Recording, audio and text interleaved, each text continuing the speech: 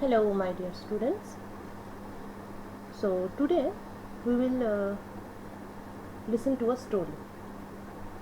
The story of a walking cell. So, just like every living object moves,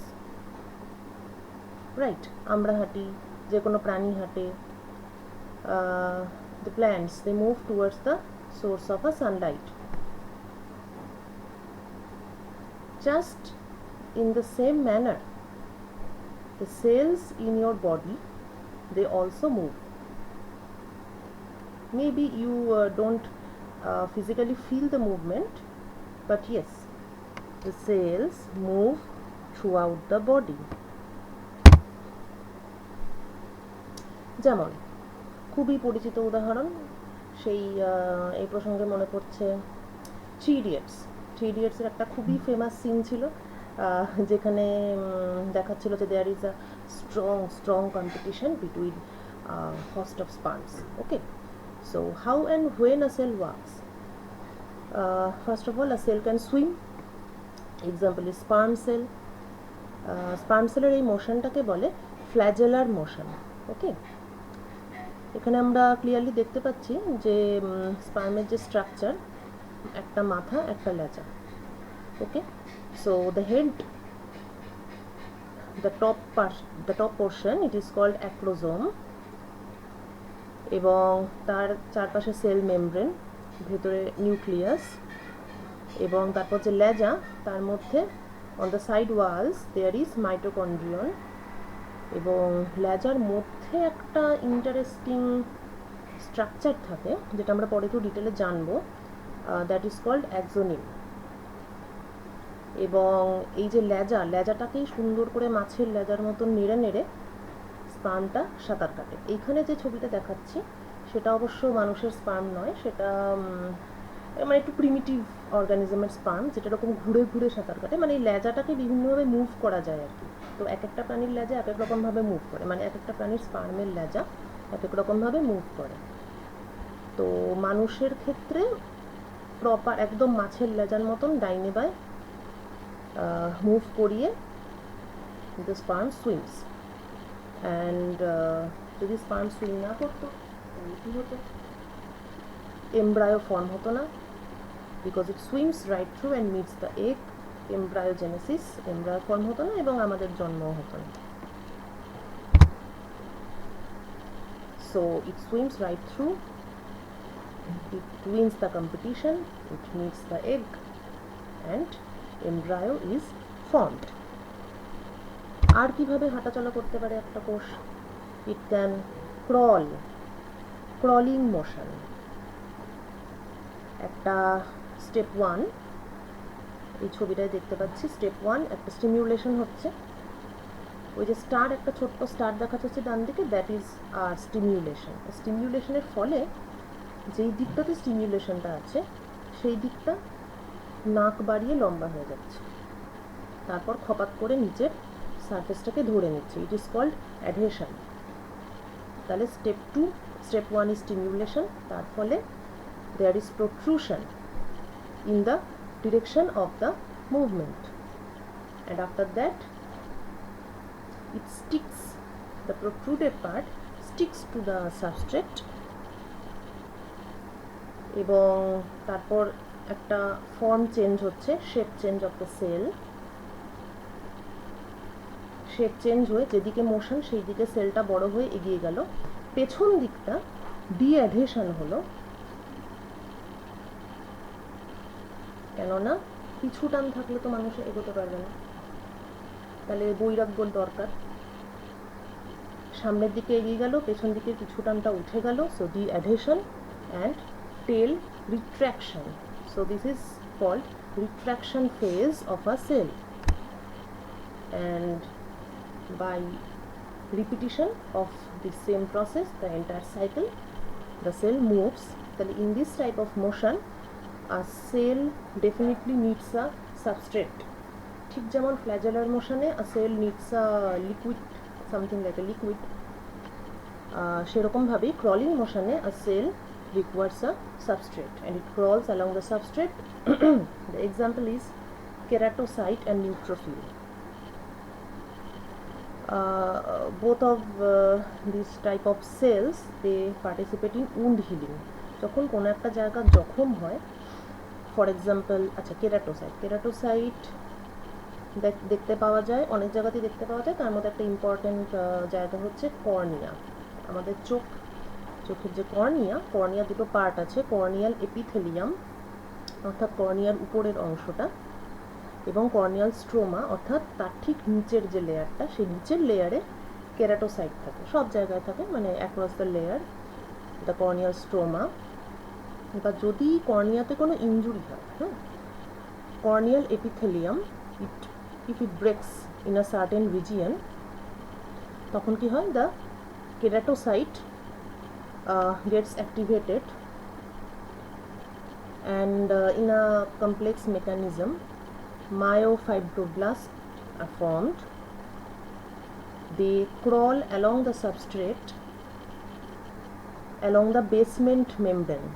Okay, এখানে দেখতে পাওয়া যাচ্ছে, if you can follow the cursor, basement membrane দেখতে পাওয়া যাচ্ছে. So the keratocytes are attached to the basement membrane. They crawl along the surface and reach the position of injury, and after reaching there it repairs the corneal epithelium, just like the lower half of this figure, and the cornea is repaired.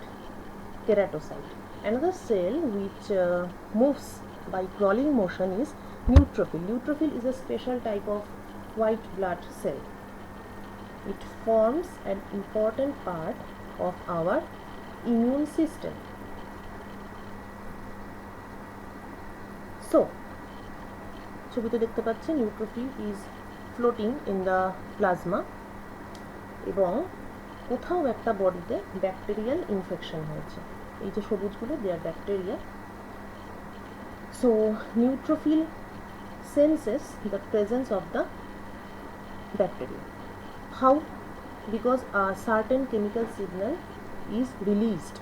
It is a golapi cross. So chemical signal attracts the neutrophils. Following this attraction, the neutrophil is attached to the side walls of the blood carrying artery or vein. It is attached and now it follows the crawling motion and reaches a particular site. Then it squeezes through the blood vessel, and it moves towards the bacteria. Now how to identify the bacteria? The bacteria is identified by the antibody.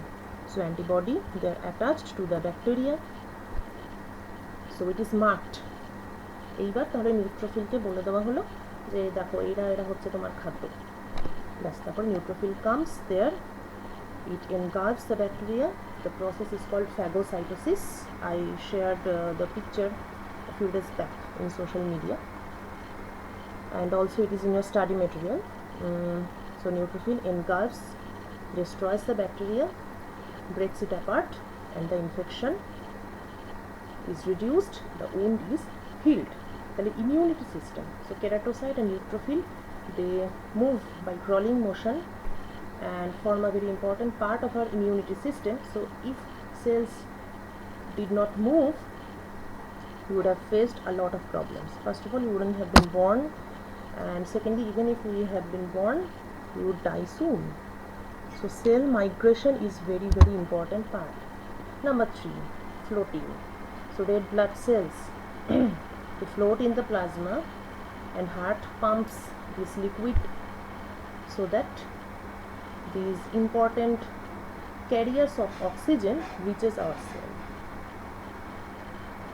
So floating is another mechanism of a cell's movement. Now a little more detail. Flagellar motion, it is assisted by microtubule, something called microtubule. So what is axonome? If we take a cross section of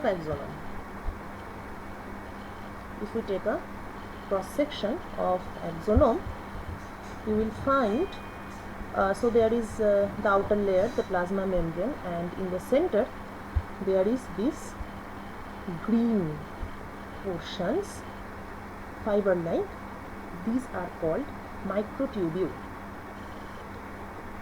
The beauty of microtubules is that they are flexible and they are very, very dynamic. There is a term called microtubule dynamic instability. The structure of microtubules, it's quite interesting.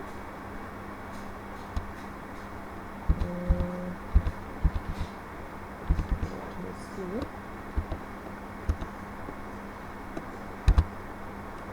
Yes.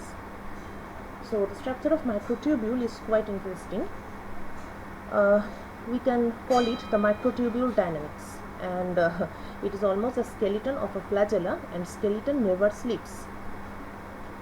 Why it cannot sleep? Because it is continuously growing and it is shrinking. Okay, so in the growth process,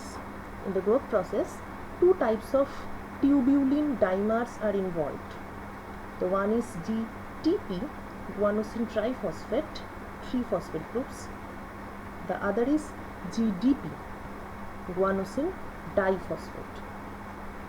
So from the picture on the left hand side, we can see that it is growing. While it is growing, there are GTP tubulin dimers attached, and in this condition it is quite stable. But sometimes there can be a catastrophe, there can be a danger, and it may start to shrink. যখন এটা shrink করছে, so primarily it is made up of GDP tubulin. GDP tubulin দিয়েই এটা তৈরি, এবং এটা grow করছে। এই গ্রোথটা কখন স্টেবল হচ্ছে? যখন লাস্টে জিটিপি ডাইমারগুলো এক্সিস্ট করছে। যখনই এই জিটিপিগুলো কম থাকছে, পরিমাণটা কমে যাচ্ছে, তখনই এরা আনস্টেবল হয়ে শ্রিঙ্ক করছে। আবার এটাকে রেস্কিউ কীভাবে করা যেতে পারে? এখানে জিটিপি টিউবিউলিন ডাইমারগুলোকে অ্যাটাচ করে। সো ডান দিকের ফিগারেও আমরা একই জিনিস দেখতে পাচ্ছি। It is a bit more elaborated. So here also tubulin bound with GTP, the red ones, and addition of further GTP bound tubulin, it is stabilizing it.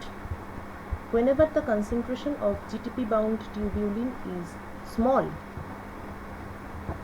it becomes unstable. A lal GTP cap is missing here, it is unstable, it is shrinking, and if GTP cap is there, the concentration of GTP bound tubulin is high, the microtubule is stable. So it's something like this: microtubule length and time. It keeps on growing and shrinking. First it is growing linearly with time, and there is some danger. The GTP cap is lost, so its length is reduced. There is a rescue operation. Again it starts to achieve the GTP cap, it starts to grow. Catastrophe, it shrinks. Rescue, it grows. Catastrophe, it shrinks. So this is the shrinkage time, this is the growth time. The skeleton never sleeps. In this way, the flagella has a microtubule structure which is quite flexible. It is growing and shrinking, and this mechanism contributes to the beautiful, cute motion of the flagella, so that the cell can swim right through. Next, crawling motion. It is assisted by something called actin filament. So what is actin? Actin is a special kind of protein. ডান দিকে ছবিতে আমরা দেখছি actin cortex. Extended part is called lamellipodium. There is a substrate. Now the actin is polymerized in the front part. যেহেতু actin বেশি বেশি করে polymerized হলো, the density of actin network is high here. যেহেতু এখানে actin বেশি করে polymerized হলো, তার ফলে এই পোর্শনটা কিন্তু এক্সটেন্ড হলো। এরপর কি হচ্ছে? আনপলিমারাইজড অ্যাক্টিনগুলো আবার বেশি বেশি করে সামনের দিকে যাচ্ছে। তার মানে ব্যাক সাইডের অ্যাক্টিনগুলো দে আর ডিপলিমারাইজড। তাহলে কি হলো, যেদিকটায় অ্যাক্টিন বেশি পলিমারাইজড হচ্ছে সেদিকটা বেড়ে গেল, যেদিকটায় অ্যাক্টিন ডিপলিমারাইজড হচ্ছে সেদিকটা কমে গেল, এবং ডিপলিমারাইজড অ্যাক্টিনস আর মুভিং ফরওয়ার্ড। যেহেতু এখানে অ্যাক্টিন পলিমারাইজড হয়েছে, ইট ইজ এক্সটেন্ডেড। যেহেতু এখানে অ্যাক্টিন ডিপলিমারাইজড হয়েছে, it is contracted. So the entire motion is controlled by the actin. Furthermore, it is attached to the substrate and the backside is detached to the substrate. This cycle keeps on repeating. So the crawling motion is quite interesting. First of all, the membrane is elastic. It is able to extend and contract. Second, there is a gradient of actin filaments, and thirdly, a very active role is played by adhesion, the force dynamics. So what type of dynamics is playing its role in the crawling motion? প্রথমত, crawling motion না থাকলে কী কী হতো না? Embryonic development হতো না, wound healing হতো না, inflammation এবং ক্যান্সার মেটাস্ট্যাসিস হতো না। মানে ইনফ্ল্যামেশনটাকে আটকানোটা যেত না। ইনফ্ল্যামেশন মানে হচ্ছে cell damage. Okay, so motion of cells along extra cellular substrates, ওই যে বেয়ে যাচ্ছে ওই সাবস্ট্রেট বা ম্যাট্রিক্সের উপর দিয়ে সেলটা যে ক্রল করছে,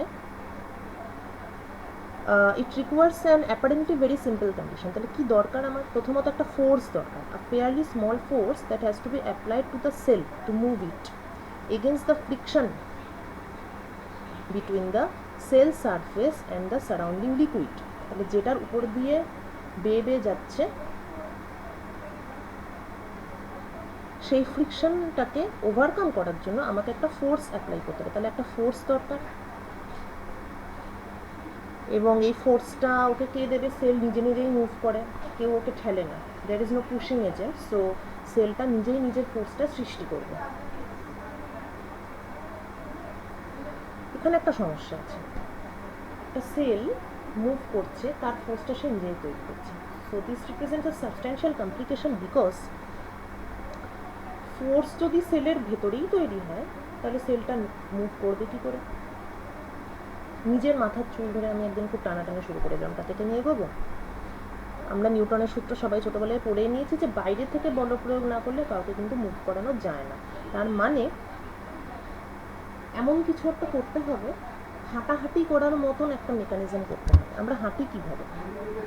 আমাদের কেউ ঠেলে দেয় না, তাহলে আমরা হাঁটি কীভাবে? আমরা আমাদের বডির ভেতরেই ফোর্স ক্রিয়েটিং এজেন্টটা আছে, ফোর্সটা তৈরি হয় আমাদের বডির মধ্যে। কিন্তু তারপর যেটা ইম্পর্টেন্ট সেটা হচ্ছে সেই ফোর্সটাকে আমরা গ্রাউন্ডে ট্রান্সমিট করি বাই ইউজিং আওয়ার লেগস। গ্রাউন্ডে যেহেতু আমি ট্রান্সমিট করি, তার ফলে গ্রাউন্ড একটা রিয়াকশনারি ফোর্স দেয় আমার বডির উপর, তার ফলেই কিন্তু আমি মুভ করতে পারি। তাহলে ফোর্স জেনারেটিং, শুধু ফোর্স জেনারেশনটাই যথেষ্ট নয়, বডির মধ্যে সেটাকে বডির ভেতর থেকে বাইরে আমাকে ট্রান্সমিট করতে হবে। So how to transmit? তাহলে সেলের একটা পা দরকার, so we need legs to transmit the generated force to the ground.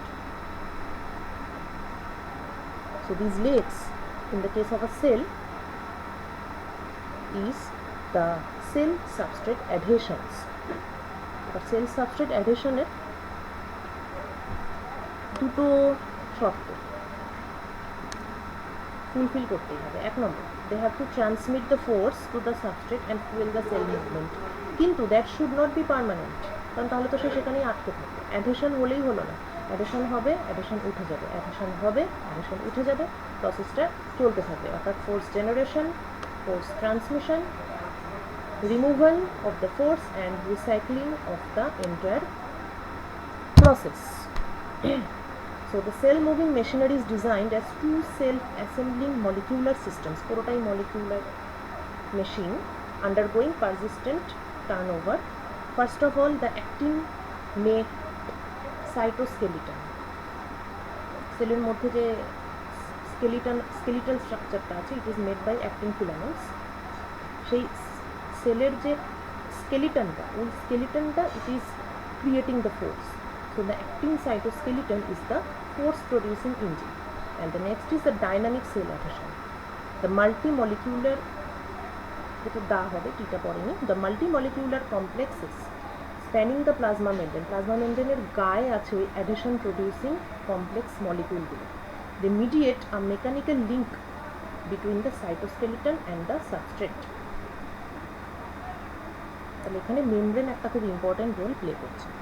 Measurements of keratocyte fragment morphology, speed, the speed of the crawling cell and the actin distribution in the cell, it reveals two interesting phenomena. এক নম্বর হচ্ছে কি, the actin মানে অ্যাক্টিনের যে density সেটা সামনে বেশি পেছনে কম, আগেই আমরা দেখেছি। সেই যে ডেন্সিটিটা সেটা যদি প্লট করি তাহলে ওটাতে এক্সপোনেনশিয়াল কার্ভ হবে, মানে এক্সপোনেনশিয়ালি ওই ডেন্সিটিটা ফল করছে সামনে থেকে পেছনে। 2 নম্বর কি আমরা দেখেছি,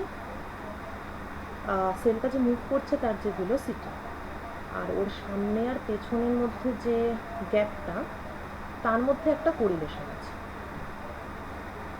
এই দুটো হচ্ছে আওয়ার এক্সপেরিমেন্টাল ফাইন্ডিংস। এটার উপর বেস করে কিছু মডেল ডিজাইন করা যায়, which we will discuss later on. This we have already discussed, the microtubule dynamics. So in the crawling it was a force dynamics, in flagellar motion it was completely controlled by microtubule dynamics. Now a little information about the possible models. If a single cell migrates, single cell migration এবং collective cell migration, the convenient models are different. Single সেলের ক্ষেত্রে যেই model কার্যকর, collective sell মাইগ্রেশনের ক্ষেত্রে মানে একগুচ্ছ sell একসঙ্গে move করছে, তখন সেই মডেল খুব একটা মানে দুটোর ক্ষেত্রে দুটো আলাদা আলাদা মডেল দিলে ডেসক্রিপশনের সুবিধা। দ্য সিঙ্গেল সেল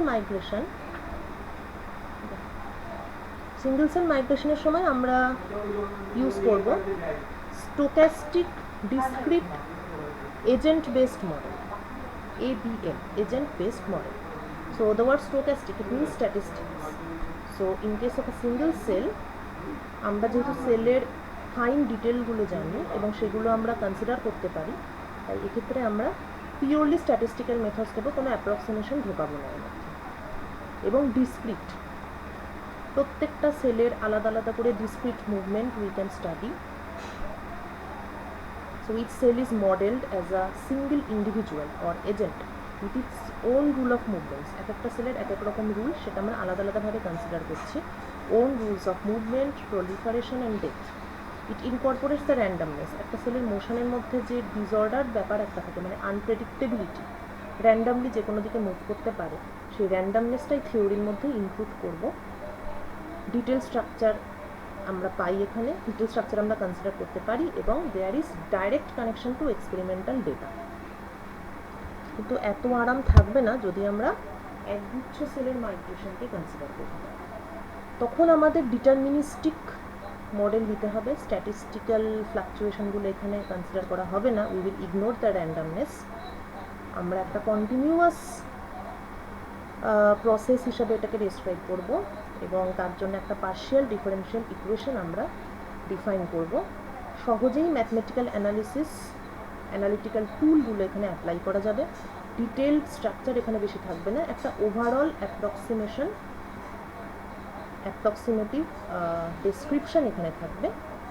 এবং এক্সপেরিমেন্টাল ডেটার সঙ্গে ডাইরেক্টলি এটা লিঙ্ক করাটা ডিফিকাল্ট, কারণ এখানে অনেক রকম অ্যাপ্রক্সিমেশন থাকবে, ইন্ডিভিজুয়াল বিহেভিয়ারগুলো এখানে অনেকটাই ইগনোর করা হয়।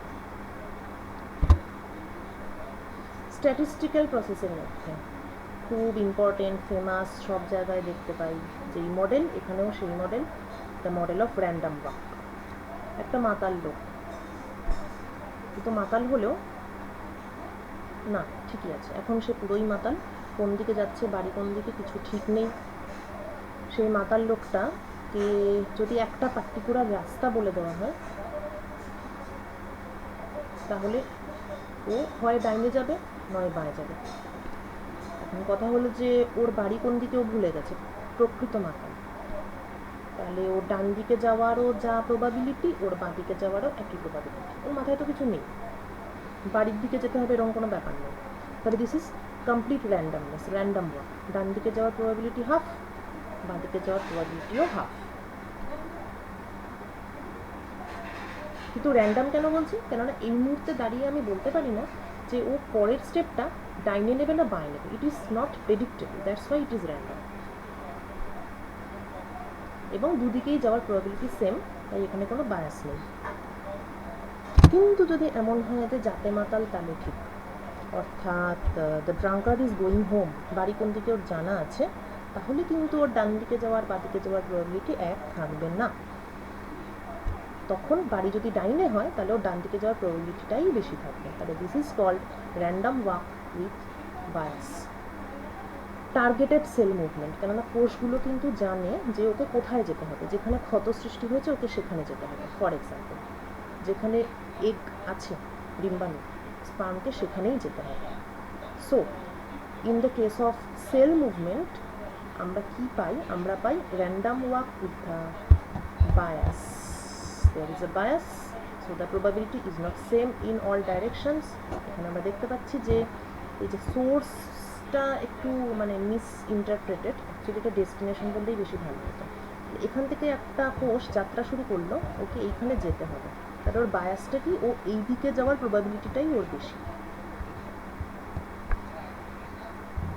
যদি এই দিকে ও না যায় তাহলে কতটা ফ্লাকচুয়েট করছে সেই অ্যাঙ্গেলটা হচ্ছে ওর বায়াস অ্যাঙ্গেল, বিটা।